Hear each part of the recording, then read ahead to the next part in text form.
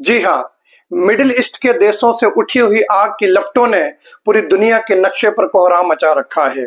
जहां एक तरफ ईरान की मिसाइलें हैं, तो दूसरी तरफ इजराइल का आयरन डोम और उसके पीछे ट्रंप प्रशासन खड़ा हुआ है।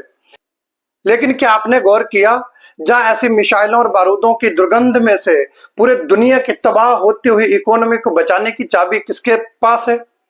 क्या ऐसा भी कोई देश बचा है जो अपने हितों को साधते हुए, अपने हितों की रक्षा करते हुए भी वो किसी एक पक्ष को ना लेकर के दोनों के साथ बराबर तालमेल बिठा करके न्यूट्रल बना हुआ है, या यूं कहें कि दोनों को साधने की चाबी भी अपने पास रखा हुआ है? ट्रंप चाचा ने पीएम मोदी जी को कल फिर से कॉल क्यों किया? रूस नरेंद्र मोदी को क्या संदेश भेज रहा है? या पूरे मिडिल ईस्ट के देश भारत से क्यों रिश्ता जोड़ना चाह रहे हैं? खाड़ी देशों के सभी सुल्तान भारत की तरफ देख रहे हैं। ये सिर्फ राजनीतिक प्रभाव नहीं है, ये बदलते हुए भारत का प्रभाव है या कुछ और? आइए समझते हैं विस्तार से। उससे पहले मैं एमएस आपके बीच फिर से एक वीडियो लेकर के हाजिर हो रहा हूं। उम्मीद है आप अंत तक सुनिएगा, बहुत ही आपको इन्फॉर्मेटिव वीडियो ये होने वाला है। आपको अच्छा लगे वीडियो को सब्सक्राइब करें, लाइक करें, हमेशा की तरह मुझे आशीर्वाद प्राप्त होता है।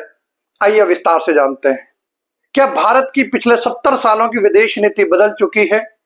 या यूं कहें कि अपने भारत देश के हितों को साधते हुए भी पूरे विश्व के साथ बैलेंस बना के रखना, या जिन देशों के झगड़े चल रहे हैं दोनों पक्षों से बैलेंस बना के चलना, क्या आज ये हमारी विदेश नीति की खासियत बन चुकी है? आज जानेंगे वो अनसुने फैक्ट जिसने पीएम नरेंद्र मोदी को क्राइसिस मैनेजर बना दिया है। कल शाम को अमेरिकी प्रेसिडेंट डोनाल्ड ट्रंप साहब ने भारत के प्राइम मिनिस्टर पीएम मोदी साहब को फोन किया और ईरान और इजराइल के मसले पर बातचीत हुई। और उस बातचीत में एक शब्द निकल करके आया, स्ट्रेटेजिक एंकर। इस शब्द की महत्ता समझेंगे। और उससे पहले सूत्रों से खबर आ रही है कि ईरान और अमेरिका की बातचीत पाकिस्तान में होने जा रही है। यह भी अपने आप में इंटरेस्टिंग है। हैरान करने वाली बात यह है कि जो अमेरिका ईरान को 3 दिन में समूल नाश करने की चेतावनी देकर के बमबारी कर रहा था, वो अचानक सीज फायर करके ऐलान करता है कि ईरान के साथ अच्छी बातचीत चल रही है। हालांकि एक ईरान की एम्बेसी ने इस बात पर भी अमेरिका का मजाक उड़ाया और एक मैसेज भेजा कि किस प्रकार की बात चल रही है, या यूं कहें कि ट्रंप साहब अपने आप ही आंसर देकर के खुश हो रहे हैं। वैसे ट्रंप चाचा ये बात अच्छे से जानते हैं कि आज के हालात में ईरान अगर किसी की बात सुनता है और मानता भी है तो वो है भारत देश के प्रधानमंत्री श्री नरेंद्र मोदी जी। क्योंकि उनको पता है ईरान को डरा के धमका के पीछे हटाना संभव नहीं है और उनको बातचीत के टेबल पर लाना है, तो उसके लिए भारत का सहयोग अति आवश्यक है। इसलिए वो पाकिस्तान में बातचीत से पहले भारत के प्राइम मिनिस्टर नरेंद्र मोदी से लगातार इस मसले पर बातचीत कर रहे हैं। ईरान और अमेरिका की बातचीत पाकिस्तान में होने जा रही है, इसके पीछे भी अमेरिका की सोची समझी रणनीति हो सकती है। क्योंकि कुछ दिन पहले अमेरिकी कांग्रेस में एक रिपोर्ट पेश की गई जिसमें यह कहा गया है कि आने वाले समय में भारत एक बहुत बड़ी महाशक्ति बनने वाला है और जिसका खतरा अमेरिका को बहुत ज्यादा है और इसलिए भारत को कंट्रोल में रखना जरूरी है। शायद ये उसी रणनीति का एक हिस्सा हो सकता है, लेकिन अमेरिका को समझना होगा कि आजकल परिस्थितियां बदल चुकी हैं। भारत अपने हितों को देखकर ही आगे बढ़ रहा है। अमेरिका पाकिस्तान का इस्तेमाल तो कर सकता है, लेकिन उसको ये बात अच्छे से समझ में आ गई है कि भारत वो एक अकेला देश है जो ईरान के कट्टर प्रशासन से भी उसका अच्छा संबंध है और इजराइल की आधुनिक मिसाइलों वाले देश से भी उसका अच्छा संबंध है। रसिया से भी भारत के अच्छे संबंध है, तो यूक्रेन के लिए मानव सहायता भी भेजता है। और मोदी साहब ने ट्रंप को क्लियर कर दिया है कि भारत अपनी ऊर्जा सुरक्षा से समझौता नहीं करेगा, मतलब इंडिया फर्स्ट वाली नीति पर हमेशा ही अमल करेगा। देश पहले है, देश के हितों को देखकर ही हम सारी नीतियां निर्धारण करेंगे। और ट्रंप ने इसे स्वीकार भी किया है। बस यही तो पीएम नरेंद्र मोदी का दबदबा है। और कल भारत की लोकसभा में पीएम मोदी ने मिडिल ईस्ट क्राइसिस पर जानकारी देने के लिए लोकसभा में आकर के भाषण दिया और वहां बोला, कुछ लोग पूछते हैं हम किसके साथ हैं, तो उनको मेरा जवाब यही है कि हम भारत के साथ हैं। हम भारत के हितों के साथ हैं, शांति के साथ है। अब एक ऐसा फैक्ट जो बहुत कम लोग जानते हैं, जब दुनिया युद्ध की तैयारियां कर रही थी, अधिकतर देश युद्धों में व्यस्त थे, वहीं भारत के पीएम नरेंद्र मोदी जी ईरान के साथ 10 सालों के लिए ईरान के चाहबाग पोर्ट को कॉन्ट्रैक्ट पे लेते हैं और वहां अपने हितों के लिए या मिडिल ईस्ट होते हुए रशिया के कॉन्ट्रैक्ट के लिए उस चाहबाग का इस्तेमाल करेंगे आगे 10 सालों के लिए, ये एक कॉन्ट्रैक्ट करते हैं। क्योंकि आज उस चाहबाग पोर्ट का इस्तेमाल कितना हो रहा है, कितना फायदा हो रहा है, रशिया से कनेक्टिविटी बनी हुई है, बाकी देशों से कनेक्टिविटी बनी हुई है, ये आज के इस तनाव वाले माहौल में क्या फायदा होने वाला है ये आज हमें पता चल रहा है। वहीं पर पाकिस्तान ने चीन को दिया हुआ ग्वादर पोर्ट सुनसान पड़ा हुआ है। ये फर्क है भविष्य को ध्यान में रखते हुए या अपने देश के हितों को ध्यान में रखते हुए किए जाने वाले कॉन्ट्रैक्ट।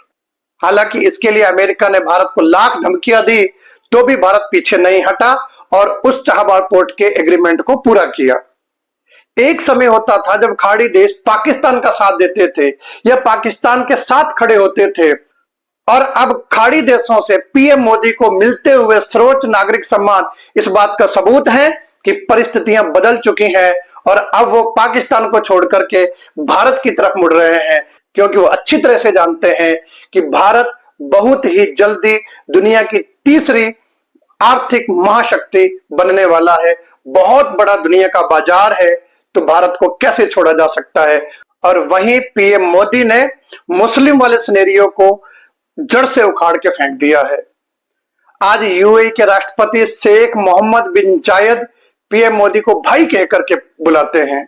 वहीं सऊदी अरब और यूएई भारत से प्रायोरिटी सप्लाई पर वायदा करते हैं। इसका मतलब दुनिया में तेल की कमी हो सकती है पर भारत के पेट्रोल पंप सूखे नहीं रहेंगे। ये भी अपने आप में बहुत बड़ा इफेक्ट है। और भारत ने सऊदी के साथ रुपए दिरहम में ट्रेड करना शुरू कर दिया, यानी कि अब डॉलर पे मोहताज होना, डिपेंडेंसी कम हो जाएगी। ये भारत की आर्थिक आजादी का सबसे बड़ा सबूत है। और आज हार्मुज खाड़ी से तिरंगे के साथ निकला हुआ शिप, उस पे ना तो ईरान अटैक करता है ना इजराइल अटैक करता है। यही तो पिछले 12 सालों की बदली हुई विदेश नीति का सबसे बड़ा प्रमाण है। और ऑपरेशन रेस्पाइट चला करके दोनों देशों से 3 से 4 लाख भारतीयों को सुरक्षित अपने देश में लाना और दोनों ही देशों के साथ बराबर संवाद करते हुए इस ऑपरेशन को अंजाम देना, ये बदलती विदेश नीति का एक और बहुत बड़ा सबूत है। वहीं पीएम मोदी और रशिया के प्रेसिडेंट पुतिन की केमिस्ट्री की वजह से रशिया लगातार ईरान पर दबाव बना रहा है। रशिया ईरान को भारत के हितों के खिलाफ जाने से लगातार रोक रहा है। भारत आज दुनिया का ब्रिज बन गया है।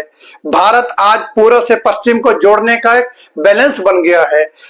आज भारत दुनिया के फैसलों का इंतजार नहीं करता। जबकि दुनिया में कुछ घटित हो रहा होता है तो दुनिया भारत के रुख की ओर देख रही होती है और दुनिया रिक्वेस्ट करती है पीएम मोदी से, आप इस समस्या का समाधान कीजिए। एक समय यह था कि हम किनारे पे बैठ करके दर्शक हुआ करते थे, आज हम गेम चेंजर, रूल मेकर बनकर के साबित हो रहे हैं। आज नरेंद्र मोदी के सशक्त, सुदृढ़ और स्ट्रांग बातचीत वाले नेता की छवि जो बनकर उभर रही है, वो हमारे देश को विश्व गुरु बनने की तरफ लेके जा रही है। और ये बदलता प्रभाव आज समय की जरूरत भी है। आज जहां जियोपॉलिटिकल सिनेरियो लगातार बदल रहे हैं, वहां पे एक मजबूत स्टैंड लेकर के अपने देश के हितों को साधते हुए, हर पक्षों के साथ बातचीत करते हुए, जैसा कि प्रधानमंत्री नरेंद्र मोदी ने कहा था लोकसभा में कि हम भारत के साथ हैं, हम गुटबाजी नहीं, हम निरपेक्ष हैं, लेकिन अपने देश के हितों को साधते हुए निरपेक्ष हैं। हम शांति के पक्षधर हैं, लेकिन अपने देश के हितों को साधते हुए। ऐसा नहीं कि हम किसी भी कीमत पे शांति स्वीकार की जाती हो, जो पहले कई बार हुआ है। नहीं, शांति स्वीकार है, जरूरत पड़ी तो ऑपरेशन सिंदूर किया जाएगा।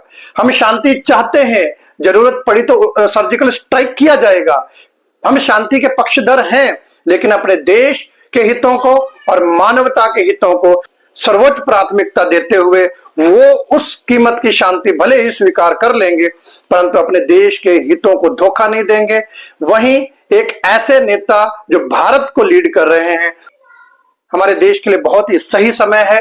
और हाँ, क्या हमारे देश की बनती हुई सशक्त छवि यूएन की सुरक्षा परिषद की स्थायी सदस्यता की और ये कदम बढ़ रहा है? क्या हमें स्थायी सदस्यता मिलनी चाहिए? इस पर आप कमेंट जरूर करें और इस वीडियो के बारे में भी अपनी राय जरूर दें। Thank you. जय हिंद, वंदे मातरम।